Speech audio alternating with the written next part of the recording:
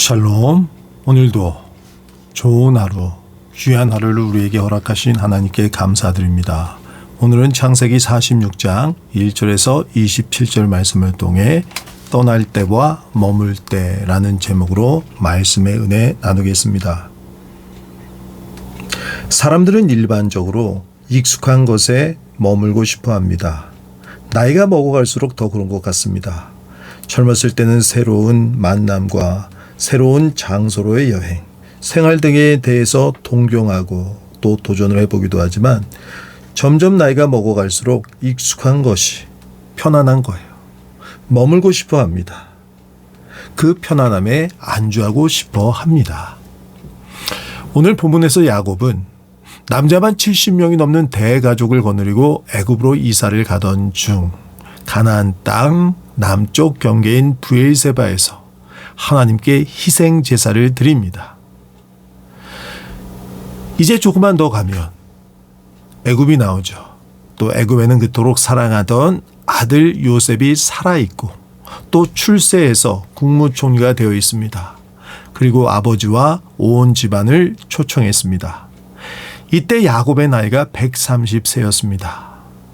당시의 수명이 지금보다는 길었다고 하지만 이미 그 나이면 노인 중에 노인이죠. 인생을 마무리해야 될 시점입니다. 그런 그가 고향이자 온 가족이 사는 터전을 떠나 한 번도 가본 적이 없는 낯선 땅으로 가야 했습니다. 심정이 어떻겠습니까? 물론 가야 할 곳에 아들 요셉이 있고 또 초청을 받아 가는 길이지만 걱정과 근심이 없을 수 있겠습니까? 결코 없을 수 없죠. 3절 말씀에 보면 하나님이 나타나셔서 두려워하지 말라 이렇게 말씀해 주시는데 역으로 생각해 보면 현재 야곱의 마음의 상태가 두려움, 걱정, 근심으로 가득 차 있다는 것을 말해 줍니다. 무엇보다 야곱은 아브라함과 이삭을 잇는 언약의 사람이었어요. 젊었을 때 에서의 낯을 피해 밧단 아람으로 도망갈 때 베델에서 나타나신 하나님이 이렇게 말씀해 주셨습니다. 내가 너와 함께 있어 너를 지켜 이 땅으로 돌아오게 할지라 내가 내게 허락한 것을 다 이루기까지 결단코 너를 떠나지 아니하리라. 자, 이 말씀을 언약의 측면, 특히 언약의 중심에 무엇이냐면 가나안 땅이 있습니다. 가나안 땅은 신약시대, 이제 예수 그리스도가 오신 이후에 영원한 본향, 이 영원한 본향 우리에게 주어질 상급을 바로 예표하고 있죠. 이 언약의 중심에 가나안 땅이 있는데 자, 하나님이 무엇이라고 말씀하십니까? 다시 돌아올 것이다. 돌아오게 할지라. 누가요? 하나님이요. 하나님이 돌아오게 할지라 이렇게 말씀하십니다. 지금 야곱이 에서의 낯을 피해서 잠시, 물론 잠시는 아닙니다. 20년이라는 긴 세월입니다. 그 기간 동안 떠나 있겠지만 그러나 다시 오게 할지라 이 말씀을 생각해 본다면 떠나는 것도 누가 허락했습니까? 하나님이 허락했어요. 하나님이 허락해서 떠나서 또 그러나 하나님이 또 반드시 돌아오게 한다. 바로 이런 약속의 말씀, 하나님의 계획을 알려주고 있는 겁니다. 이 약속의 말씀대로 또 이 약속의 말씀을 의지해서 야곱은 20년의 시간이 지났지만 물론 자인은 아닙니다. 또 하나님이 또 그런 환경을 만들어 주셨는데 삼촌이자 장인이었던 라반과 갈등 관계에서 떠날 수밖에 없는 그런 처지가 되었어요. 그래서 아내와 자식과 소유와 함께 가나안 땅으로 돌아왔습니다. 아브라함, 이삭, 야곱으로 이어지는 하나님과의 언약, 그 중심에 가나안 땅이 있는 것은 분명합니다. 그만큼 중요합니다. 그래서 약속의 자손은 가나안 땅에 살아야 되고 아직은 그들에게 눈에 보이게 유산으로 주어지지 않았지만 그 땅이 바로 아브라함부터 이어지는 하나님의 백성의 터전이다. 상급이다. 본향이다. 그 사실은 변함이 없는 것이죠. 그 할아버지였던 아브라함은 흉년을 피해서 한번 가나안 땅을 떠나서 애굽으로 내려갔던 적이 있어요. 그랬다가 낭패, 수모를 겪었습니다. 아내를 빼앗길 뻔한 수모를 겪고 그 뒤에 다시는 가나안 땅을 떠나지 않았어요. 야곱의 아버지 이삭도 흉년을 피해서 블레셋 땅으로 갔다가 핍박을 당하자 가나안 땅의 경계, 오늘 본문에 브엘세바가 나오죠. 이 브엘세바까지 내려갔는데 브엘세바는 가나안 땅의 남쪽 경계입니다. 아마 야곱의 아버지 이삭도 그 아버지 아브라함이 그랬던 것처럼 흉년으로 인해서 먹고 살기 힘든 가나안 땅을 떠나서 애굽으로 가고자 하는 마음이 있었던 것 같아요. 그런데 브엘세바에 간 그 밤에 하나님이 나타나셔서 오늘 본문에서 야곱에게 주신 말씀과 동일한 말씀을 주셨습니다. 나는 내 아버지 아브라함의 하나님이니 두려워하지 말라. 내 아버지 아브라함의 하나님이 두려워하지 말라. 즉 이삭 역시도 걱정, 근심, 두려움으로 가득 차 있었던 것이죠. 블레셋으로 피해봤는데 그들에게서 또 안정감, 편안함을 느끼지 못하고 도리어 핍박을 당하게 되자 그냥 애굽으로 건너갈까 이런저런 걱정, 근심, 또 삶의 번민 가운데 있을 때 하나님이 나타나셔서 이삭의 앞길을 막으신 거예요. 이 가나안 땅은 너희가 너희의 소유, 너희 유산이니 이것을 떠나지 말라. 자, 이삭은 그 말씀에 순종해서 가나안 땅을 떠나지 않았더니 하나님이 큰 승리를 경험하게 하셨습니다. 이삭에게 블레셋 사람 왕과 그 장군이 나타나서 우리가 함께 계약을 맺자, 언약을 체결하자라고 하는 거예요. 즉 블레셋 왕이 보니까 이 이삭이 온유하고 겸손하고 다툼을 싫어하는데, 그런데 그렇게 핍박을 가해도 또 피하고 양보하고 양보하는데도 하나님이 축복해 주셔서 100배의 결실을 맺게 하시고 또 우물을 파면 물이 나오게 하시고 그 가족을 지키고 보호하시는 모습을 똑똑히 지켜봤던 것이죠. 그래서 계약을 맺자, 평화조약을 맺자, 우리가 서로 침범하지, 해를 개하지 않는 평화조약을 맺자라고 제의해온 것입니다. 자, 그렇습니다. 하나님께서 바로 블레셋 왕이 고백했던 것처럼 여호와께서 너와 함께 계심을 우리가 분명히 보았으므로 하나님이 함께 하시니 100배의 결실을 맺습니다. 우물을 빼앗아 쫓아내 봐도 또 하나님이 우물을 파괴하시고 거기서 물이 나오게 하십니다. 이삭은 싸우지 않고 양보하는데 또 그래서 피해서 옮겨가는데 그곳에서 하나님이 이삭을 다시 축복해 주십니다. 바로 그 모습을 보면서 블레셋 왕이 두려움을 느꼈던 것입니다. 아, 저 사람이 믿는 하나님이 그 신이 참 하나님이시구나. 저 사람을 잘못 건드렸다가는 내가 큰일 나겠구나.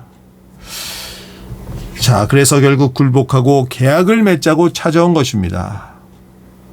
성도 여러분, 여러분의 삶 가운데에서도 이삭과 같이 하나님이 함께 하시는 형통함과 번성함의 축복이 함께하길 축복합니다.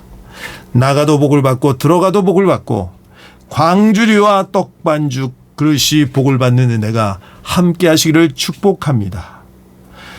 대적이 한 길로 왔다가 7길로 도망가고 대적의 문을 얻는 역사가 함께하길 축복합니다. 무엇보다 우리의 행실, 또 우리와 함께 하시는 하나님의 어미하신 능력을 보며 우리가 만나는 모든 사람들이 하나님께 영광 올리고 또 그리고 주님께 돌아오는 역사가 일어나기를 소망합니다. 축복합니다. 자, 이렇게 야곱은 아들 요셉의 초청을 받아 길을 가고 있었지만 두 가지 두려움 걱정이죠. 하나는 새로운 터전으로의 이동. 나이 먹은 130세가 넘은 야곱에게는 쉽지 않은 선택이죠. 그리고 무엇보다 이것이 정말로 하나님의 뜻인지. 자, 이때만 하더라도 야곱이 이제 성숙했습니다. 그의 삶을 통해서 그의 앞길을 인도하시는 하나님의 그 인도하심을 의지하는 그런 야곱으로 변화되어 있었죠. 또 아브라함 때부터 맺은 그 언약을 소중히 여기고 지키고자 하는 그 마음이 야곱에게 담겨 있었던 것이죠. 바로 이 부분에 있어서 에서와 야곱이 차이가 있는 것입니다. 인간적으로는 에서가 더 매력적으로 보일 수도 있겠지만 계속 속이고 비겁해 보이는 야곱이 마음에 들지 않을 수도 있지만, 그런데 하나님의 사람, 약속의 사람, 실수합니다. 인간적인 결함을 가지고 있습니다. 그러나 인간적인 결함, 실수, 죄에도 불구하고 그 마음에 하나님을 향한 그 언약을 소중히 여기는 마음을 갖고 있습니다. 바로 야곱, 이 야곱이 보여준 바로 그 모습이 우리 기독교인의 참된 정체성이라고 할 수가 있습니다. 우리가 특별히 도덕적으로, 윤리적으로 우월해서가 아닙니다.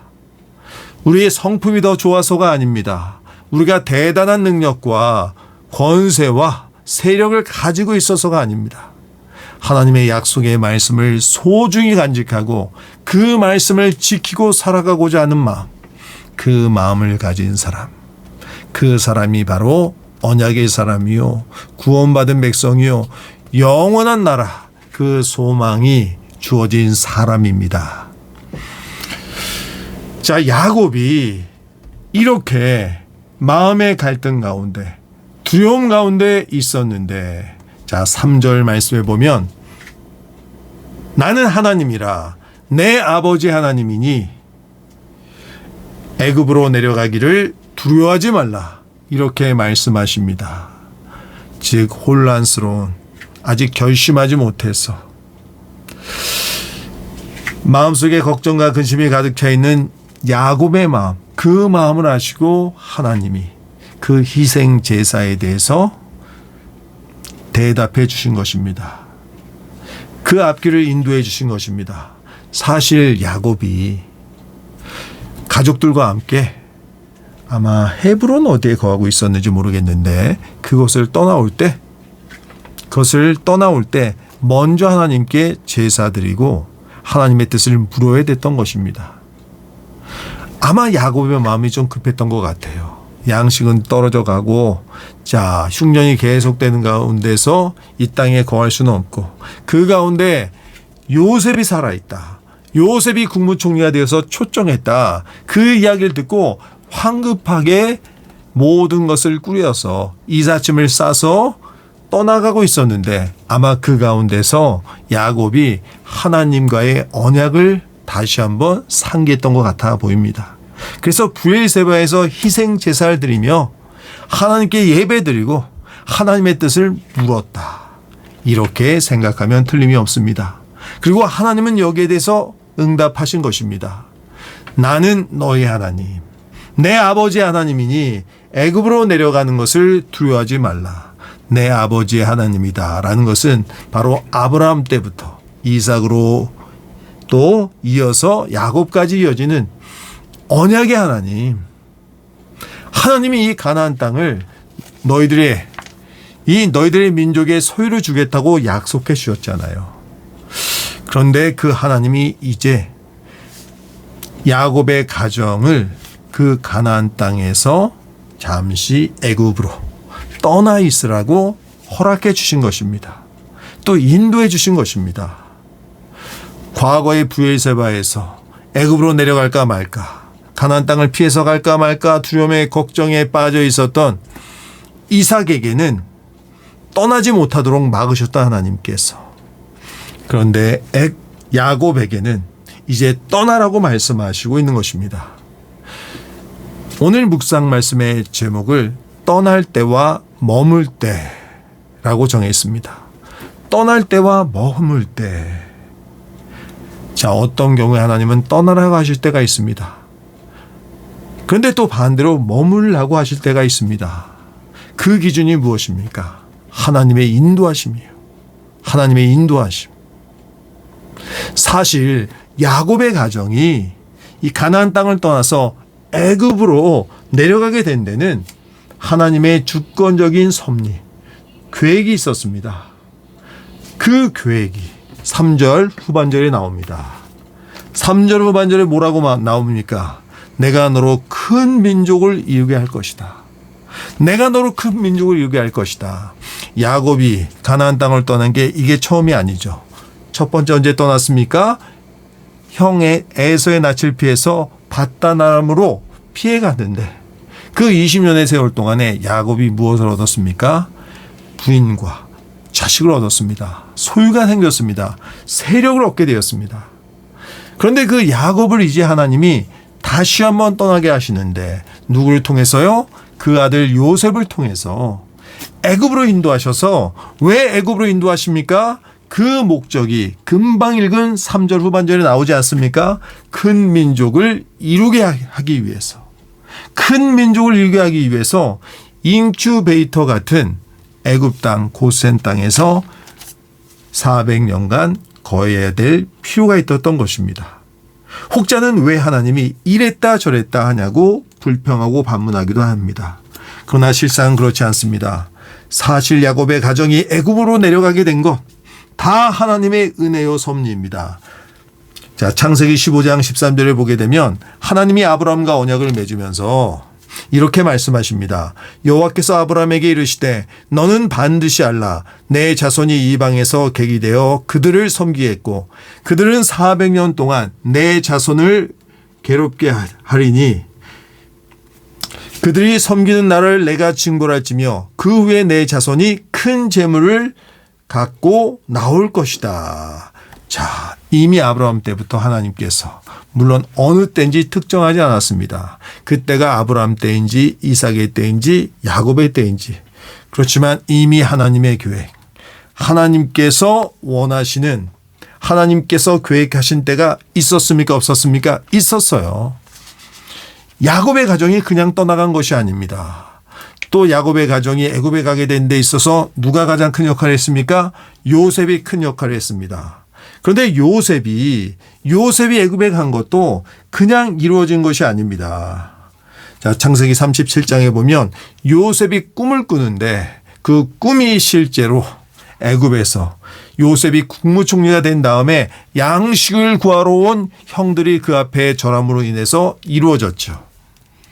자, 요셉의 꿈은 자신이 꾸고자 했던 꿈이 아닙니다. 하나님이 주신 꿈이었습니다. 하나님이 그 꿈을 통해서 앞으로 이루어질 일, 그 일을 왜 예고해 주셨습니까? 이 모든 일이 하나님의 주권적인 섭리 가운데 이루어진 일이라는 것들. 바로 그 사실을 요셉이 형들에게 고백하지 않습니까? 바로 민족을 구원하기 위해서 하나님이 나를 이곳에 보내셨다. 그렇습니다. 하나님이 계획하고 섭리하신 일입니다. 떠날 때와 머물 때 우리 스스로가 결정해서 안 됩니다. 저도 근래에 한번 중요한 결정을 했었습니다. 하나님의 뜻이라고 믿고 오랫동안 기도하고 실행했습니다. 우리는 떠날 때가 있고 또 머물 때가 있습니다. 주님 말씀하시면 내가 나아가리다.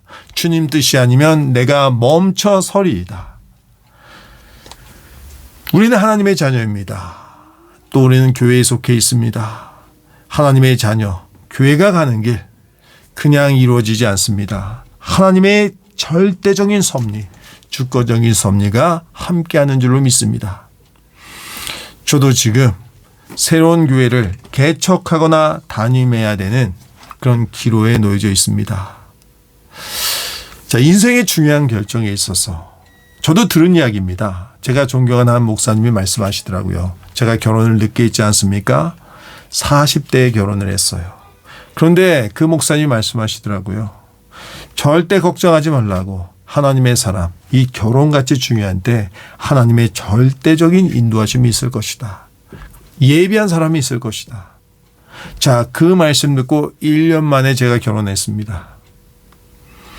결혼만큼이나 중요한 것이 저는 목회자로서 교회를 만나는 것입니다. 제가 개척을 하든 또 어떤 교회 담임이 되든 자, 그것도 정말 중요한 일 아닙니까? 제가 한번